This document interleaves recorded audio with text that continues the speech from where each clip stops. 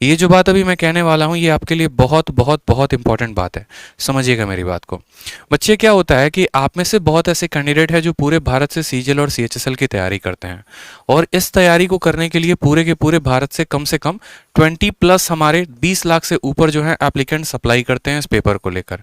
सबके अंदर थोड़ी बहुत जो है मन में एक प्यारी सी इच्छा होती है कि यार हम इनकम टैक्स इंस्पेक्टर बनेंगे, हम एमईए में जाएंगे, हम जो है सीएचएसएल में फलाना फलाना फलाना पोस्ट लेंगे, और इस इच्छा को आप बहुत अच्छे तरीके से पूरा करने में अपनी जान भी लगा देते हो। लेकिन थोड़ी बहुत कमी हो जाती है जिसके वजह से आपकी जो सपना है वो थोड़ा बहुत कह सकते हैं कि टूट जाता है। बस हमें उस कमी को सुधारना है, और मैं आपको डेली जो है वो कमी सुधारने में आपकी पूरी तरीके से मदद करूंगा इस चैनल के माध्यम से। क्या कमी है वो समझिए।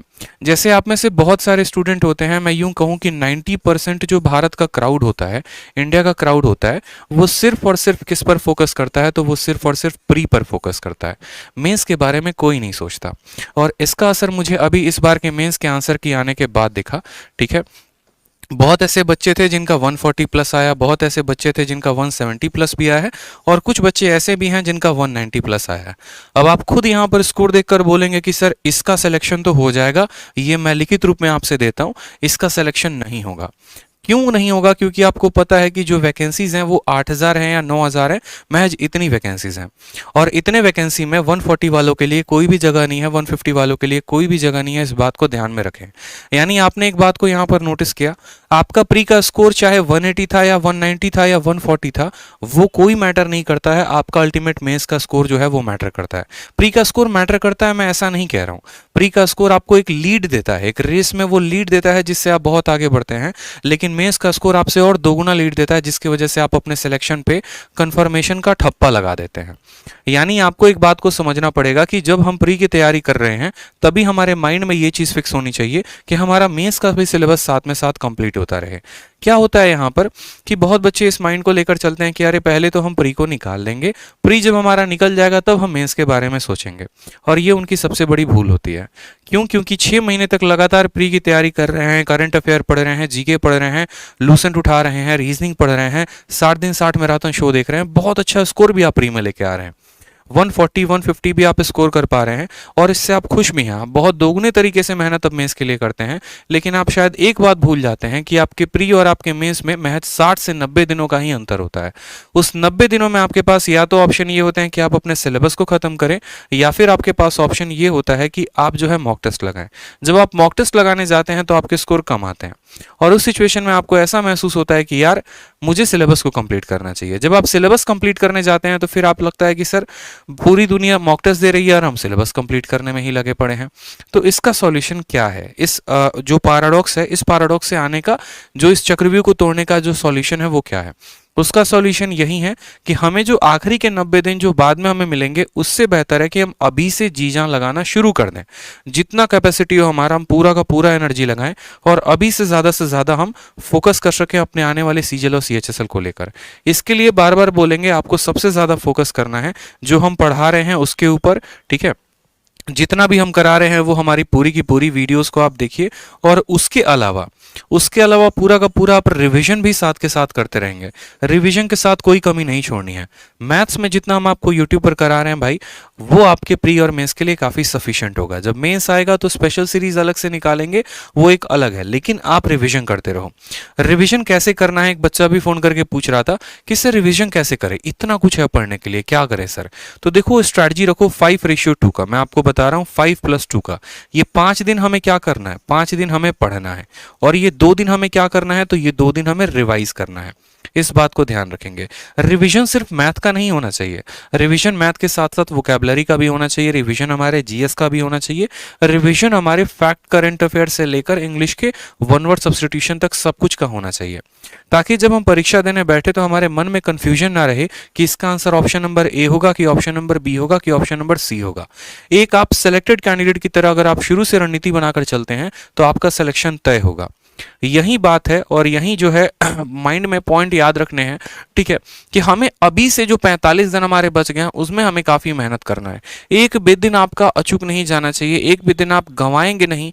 एक भी दिन आप ऐसा नहीं है कि आज मार्केटिंग में निकाल दिया, आज घूमने में निकाल दिया, आज थोड़ा मूवी देखकर निकाल दिया। ये एक दिन आपके सिलेक्शन के लिए खतरा बन सकता है, इस बात को ध्यान रखें। बाद में रोते रह जाओगे, कुछ हाथ नहीं लगेगा, फिर अपने आप को बस दिलासा देते रहना, कोई बात नहीं, इस बार नहीं हुआ तो अगले साल करेंगे। और ये ऐसा नहीं करना है आपको, इस बात का ध्यान रखिए। तो आपको जो करना है वो दोस्तों क्या करना है, आपको पूरे वीडियो जितने मैं करा रहा हूँ उसको देखिए। इसके अलावा कहीं और से भी अगर आप पढ़ रहे हैं, कोई और भी किताब लगा रहे हैं, करंट अफेयर पढ़ रहे हैं, सब कुछ पढ़ रहे हैं, आप उसको रिवाइज करिए। अभी से अगले आने वाले 45 दिन तक जो भी बच्चा 14+ आवर्स मेहनत कर रहा है, 14 घंटे से ज्यादा पढ़ रहा है, मैं कहता हूं लिखित रूप में मुझसे आप लिखवा लीजिए, उस स्टूडेंट का सिलेक्शन है और कोई भी ताकत उसका सिलेक्शन नहीं रोक सकती है। लेकिन जिसका भी पढ़ाई यहां से कम होगा ना, तो उसके लिए बहुत दुख की बात होगी।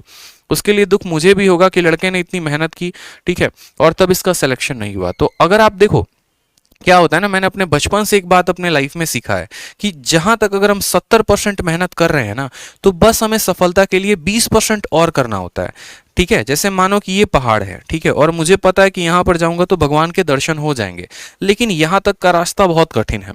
सभी लोग जोश में जाते हैं, अरे हमसे तो हो ही जाएगा, हम आराम से चलते हैं, और जाने के बाद क्या होता है, बहुत लोग यहां तक दम तोड़ देते हैं, बहुत यहां तक दम तोड़ देते हैं। लेकिन यहां तक अगर चल गए ना, मेरा मानना है कि यहां 70% अगर कवर कर गए, तो भाई 30% ही और कवर करना था। अगर वो शायद 30% कवर कर लिया होता तो शायद भगवान के दर्शन हो जाते। तो उसी तरीके से अगर ये 30% अगर आप और मेहनत कर लेते हैं तो आपका सिलेक्शन तय है। और वो 30% मेहनत क्या है, जो आपने पढ़ा है उसका रिवीजन है, आपका कॉन्टिन्यूअस मॉक टेस्ट है, आपका कॉन्टिन्यूअस प्रैक्टिस है। इस बात को ध्यान रखें। जो अल्टीमेट होता है ना, वो प्रैक्टिस होता है, और हम क्या करते हैं, हम प्रैक्टिस पर फोकस ही नहीं करते। बात हम आपको कहेंगे कि डेडिकेशन जो शब्द होता है ना, वो डेडिकेशन सिर्फ लिखने के लिए नहीं होता है, वो डेडिकेशन एक स्टूडेंट के अंदर जेन्युइनली होना भी चाहिए। जब वक्त आएगा तो हम आपको इसी डिजिटल बोर्ड पे उनका स्कोर कार्ड दिखाएंगे, जैसे हमने अपना स्कोर कार्ड आपको दिखाया। जैसे हमारे हर सब्जेक्ट में, मैथ में 50 में 50, इंग्लिश में 50 में 50, रीजनिंग में 50 में 50 आया था, हमने आपको बकायदा अपना स्कोर कार्ड भी दिखाया। भैया पढ़ना हर बार इंपॉर्टेंट नहीं होता है। हर बार ये नहीं कि बस पढ़ रहे हैं पढ़ रहे हैं पढ़ रहे हैं, काम उससे नहीं चलेगा। बहुत बार क्या होता है कि हमें थोड़ी सी डिफरेंट स्ट्रैटेजी लेकर चलनी पड़ती है।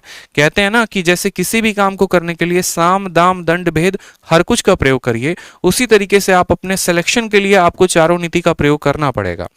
ठीक है, मेहनत कर रहे हैं वो बहुत अच्छी बात है। इसके अलावा पूरी दुनिया को जो आपसे आगे बढ़ने की डेली कोशिश में है, उनको भी पीछे करने की कोशिश करिए अपने मॉक टेस्ट के माध्यम से।